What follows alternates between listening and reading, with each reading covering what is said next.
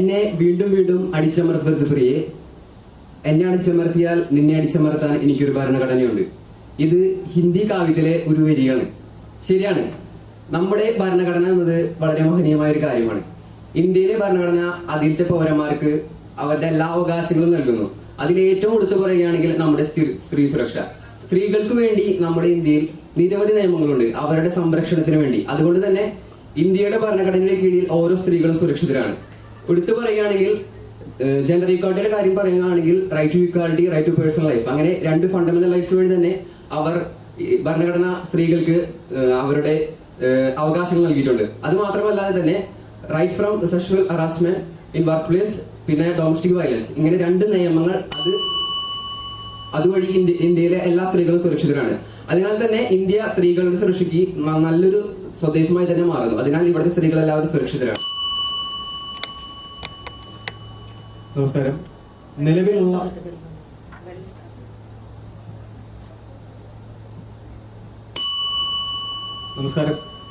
നിലവിലുള്ള ഇന്ത്യൻ നിയമവ്യവസ്ഥിതികൾക്കും അതിന് കീഴിലെ സ്ത്രീകൾ എത്രത്തോളം സുരക്ഷിതരാണ് എന്നുള്ള ചിന്ത വളരെ സമൂഹത്തിൽ ഇന്ന് കൂടിക്കൊണ്ടിരിക്കുന്ന ഒരു കാലഘട്ടമാണിന്ന്. എൻ്റെ ഒരു അഭിപ്രായത്തിൽ 1835 Thomas Macaulay Indian penal code നിയമിച്ചപ്പോൾ, അല്ലെങ്കിൽ അത് എഴുതി ചേർത്തപ്പോൾ അതിന് വേണ്ട പരിഷ്കാരങ്ങൾ, കാലാകാലങ്ങളായി വന്ന ഭരണ സംവിധാനങ്ങൾ, അതിന് വേണ്ട യാതൊരു തരത്തിലുള്ള ഫ്രെയിംവർക്ക് നടത്തിയില്ല എന്നുള്ളതാണ് എൻ്റെ ചിന്ത എന്ന് പറയുന്നത്. എൻ്റെ ചിന്ത മാത്രമല്ല, നമ്മൾ കാണുന്ന ഈ സമൂഹത്തിൽ ഇന്ന് എത്രത്തോളം സ്ത്രീകൾ ചൂഷണം ചെയ്യപ്പെടുന്നുണ്ട് അല്ലെങ്കിൽ അടിച്ചമർത്തപ്പെടുന്നുണ്ടെന്നുള്ളതിന്റെ ഉത്തമ ഉദാഹരണമാണ് നമുക്ക് ചുറ്റും ഓരോ ഇൻസിഡൻസും.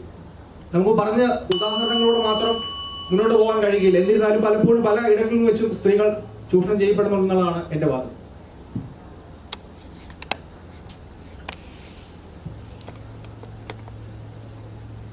അടുത്തത് 5 മിനിറ്റുള്ള ടോക്ക് ആരംഭിക്കുകയാണ്. 4.5 മിനിറ്റിലായിരിക്കും നിങ്ങൾക്ക് വാണിംഗ് ബെൽ ലഭിക്കുന്നുണ്ടാവും. നിങ്ങൾ പരസ്പരം ആശയങ്ങളെ ഖണ്ഡിച്ച് സംസാരിക്കാവുന്നതാണ്. Your time starts now. പ്രിയ സുഹൃത്ത് പറഞ്ഞല്ലോ, കാലകാലങ്ങളിൽ ഇന്ത്യൻ ഭരണഘടന സ്ത്രീകളുടെ സുരക്ഷയ്ക്ക് വേണ്ടി ഒന്നും തന്നെ ചെയ്തിട്ടില്ല എന്ന്.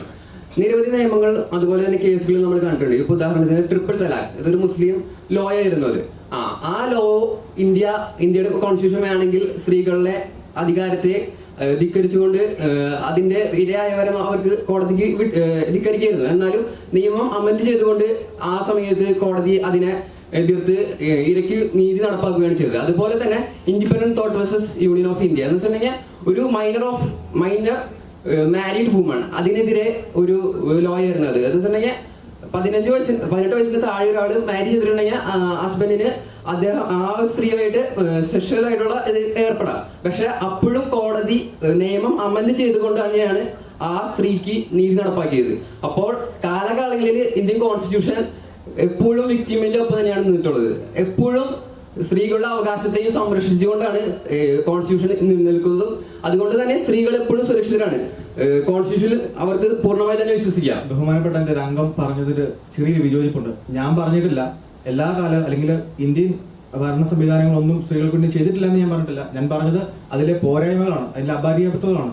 1835 കേരളത്തിലെയോ ഇന്ത്യയിലെയോ സമൂഹ വ്യവസ്ഥകളല്ല ഇപ്പൊ നൽകുന്നത്. അന്നത്തെ കാലഘട്ടത്തിലെ സ്ത്രീകളിൽ നിന്ന് ഒരുപാട് മുന്നോട്ട് പോയിട്ടും ഇന്ത്യയും പ്രത്യേകിച്ച് കേരളവും നവോത്ഥാനം എന്ന് പറയുന്ന വാക്കുകളിൽ മാത്രം ചുരുങ്ങുന്ന, അല്ലെങ്കിൽ അതിന്റെ ഭരണഘടനയ്ക്ക് യാതൊരു വിധത്തിലുള്ള വിലയും കൽപ്പിക്കാത്ത ഭരണപക്ഷങ്ങളും അല്ലെങ്കിൽ പ്രതിപക്ഷങ്ങളും അതിനെ അനുകൂലിച്ചും, അല്ലെങ്കിൽ ഒരു തരത്തിൽ പറഞ്ഞാൽ പുരുഷ മേധാവിത്വം തന്നെ പറയാം.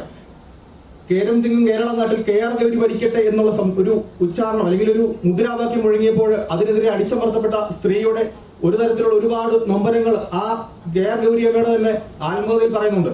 എന്തുകൊണ്ടാണ് നമ്മുടെ സമകാലിക സമൂഹത്തിൽ കേരളത്തിലെ ഒരു സ്ത്രീ മേൽക്കോയ്മ 33% സംവരണം പേപ്പറിൽ മാത്രം ഒതുങ്ങിയിട്ടും 50% ഉയർത്തിയിട്ടും ഇപ്പോഴും നിലനിൽക്കുന്നത് 10% മാത്രമാണ് വളർച്ചയുന്നത്. പാർലമെന്റിൽ അടക്കം ഭരണ സംവിധാനത്തിൽ 10% വളർച്ചയുള്ളൂ. ഈ കാലങ്ങളിൽ അത്രയും കഴിഞ്ഞുപോയി. സ്വാതന്ത്ര്യം പ്രാപിച്ചിട്ട് ഇത്രയും കാലമായിട്ടും വെറും 10% മാത്രം സ്ത്രീകളാണ് നമുക്ക് വേണ്ടിയിട്ട് നമ്മുടെ ഉന്നമനത്തിൽ, സ്ത്രീ ഉന്നമനത്തിന് വേണ്ടി നമ്മൾക്ക് വേണ്ടി നയിക്കുന്നതെന്ന് പറയുമ്പോൾ തന്നെ നമുക്ക് ചിന്തിക്കാവുന്നതാണ് സ്ത്രീയോടുള്ള പുരുഷ മേധാവിത്വത്തിന്റെ അപക്വമായതും അല്ലെങ്കിൽ അടിച്ചമർത്തപ്പെട്ടതുമായ സമീപനം എന്ന് പറഞ്ഞത് ഞാൻ സൂചിപ്പിക്കുകയാണ്. ഇവിടെ നമ്മുടെ ചർച്ച എന്ന് പറയുന്നത് സ്ത്രീകൾ സുരക്ഷിതരാണോ, വുമൺ എംപവർമെന്റ് നമ്മുടെ ചർച്ച. അല്ല, ഞാൻ പറഞ്ഞത് സ്ത്രീ സുരക്ഷിതമാണെന്ന് പറഞ്ഞ് വാക്കുകളോട് കൂട്ടിച്ചേർത്ത് പറഞ്ഞ വാക്കാണത്. നമ്മൾ നോക്കുകയാണെങ്കിൽ നിരവധി കണക്കുകൾ ഞാൻ പറയാം. ഇപ്പൊ ഉദാഹരണത്തിന് തന്നെ ഇന്ത്യ എന്ന് പറയുന്നത് ഇപ്പൊ 1935 ഇപ്പൊ ഞങ്ങൾക്കൂടെ നിലവിൽ വന്ന സമയം എന്ന് പറയാം.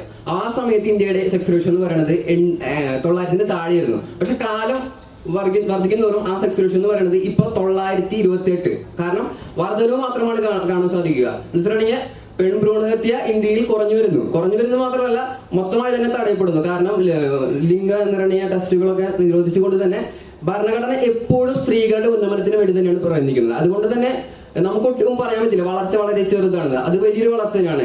900 താഴെ എന്നുള്ള സെക്സ് റേഷ്യോ ഇപ്പൊ ഇത്രയ്ക്ക് വളർന്നിട്ടുണ്ടെങ്കിൽ അത് തികച്ചും കോൺസ്റ്റിറ്റ്യൂഷന്റെ ഒരു വിജയമായി തന്നെയാണ് നമുക്ക് കണക്കാക്കാൻ സാധിക്കുക. എന്റെ ഒരു സുഹൃത്ത് ഇങ്ങോട്ട് ഞാൻ ഡിബേറ്റ് മത്സരത്തിൽ പോരുവാന്ന് പറഞ്ഞപ്പോൾ ഇരിഞ്ഞാലക്കുടയ്ക്കാണ് പോവാന്ന് പറഞ്ഞപ്പോൾ അവൾ പറയുകയാണ്, നിങ്ങൾക്ക് എന്ത് ഫ്രീഡമാണ് അല്ലെങ്കിൽ എന്ത് സ്വാതന്ത്ര്യമാണ്, രാത്രി എന്നില്ല പകലുന്നില്ല എങ്ങോട്ട് വേണം സഞ്ചരിക്കാം. ഞങ്ങൾക്ക് എങ്ങോട്ടെങ്കിലും പോകണേ തന്നെ എത്ര പേരുടെ പെർമിഷൻ മേടിക്കണം, അല്ലെങ്കിൽ എത്ര പേരുടെ അനുവാദം മേടിക്കണം, എവിടെയൊക്കെ പോകണേ തന്നെ കൂടെ ഒരാങ്ങളെയോ അല്ലെങ്കിൽ ഭർത്താവോ സുഹൃത്തോ ആരെങ്കിലും ഇല്ലാതെ എവിടത്തേക്ക് വിടത്തില്ല. ഇനി അവരുണ്ടേ പോലും വിടാൻ പഠിക്കുന്ന ഒരു സമൂഹമാണ് നമ്മുടെ സമൂഹം എന്ന് പറയുന്നത് നിസ്സംശയം പറയാൻ സാധിക്കും. കാരണം സ്ത്രീകൾ സുരക്ഷിതരല്ല, അതിനകത്ത് തന്നെ വ്യക്തമല്ലേ. എന്റെ വീട്ടിൽ ഏറ്റവും വലിയ ഉദാഹരണമായിട്ട് ഞാൻ ഇന്നലെ കേട്ടാണ്, എന്റെ കൊച്ചനുജത്തി പറയുകയാണ്, ഞാനോട് വരട്ടെ ചേട്ടായി ചോദിച്ചപ്പോഴത്തേക്കും അമ്മ പറയുകയാണ് വേണ്ട പോകണ്ട, അവരോട് പറയാണ് പോകണ്ട. അപ്പോൾ എന്റെ വീടിന്റെ ചുമരുകളിൽ പോലും ഞാൻ കേൾക്കാറുണ്ട് പലപ്പോഴും സ്ത്രീ എത്രത്തോളം സുരക്ഷിതയാണ് സമൂഹത്തിൽ എന്നുള്ളത്. നമുക്ക് തന്നെ അറിയാലോ, ഞാൻ പഠിച്ചെന്റെ കലാലയത്തിൽ പാലാ സെന്റ് തോമസ് കോളേജിൽ 2 വർഷം മുമ്പ് പ്രണയ നിരസനത്തിന്റെ പേരിൽ ഒരു പെൺകുട്ടി മരണപ്പെടുന്നത് അല്ലെങ്കിൽ ഒരാള് വളരെ ക്രൂരമായിട്ട് പെൺകുട്ടിയെ കൊല്ലുന്നത് ഞാൻ കണ്ടതാണ്. അപ്പൊ നമുക്ക് തിരിച്ചറിയേണ്ട ഒരു കാലഘട്ടം, നമ്മൾ എങ്ങോട്ടാണ് പോകുന്നതെന്ന് പലപ്പോഴും ഒരു ചോദ്യമാണ്.